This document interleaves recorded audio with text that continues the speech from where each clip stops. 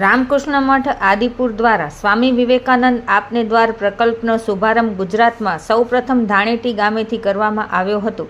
આ પ્રકલ્પ અંતર્ગત શ્રી રામકૃષ્ણ આશ્રમ રાજકોટ દ્વારા તૈયાર કરાયેલા વિશિષ્ટ વિવેકાનંદ રથમાં સ્વામી વિવેકાનંદની મૂર્તિ, તેમના જીવન પ્રસંગોને દર્શાવતી તસવીરો તથા શ્રી રામકૃષ્ણના સર્વધર્મ સંભાવના સંદેશને રજૂ કરવામાં આવ્યો છે.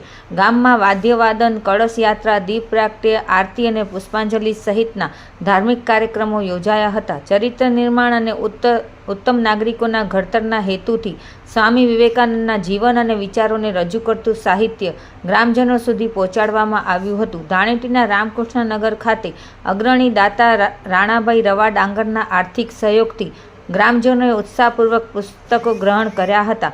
આ અભિયાનમાં જોડાવા ઈચ્છુક ગામોના આગેવાનો રામકૃષ્ણ મઠ આદિપુરના અધ્યક્ષ સ્વામી મંત્રેશાનંદજીનો સંપર્ક કરી શકે છે, જેમનો મોબાઈલ નંબર 96 647 023 17 છે.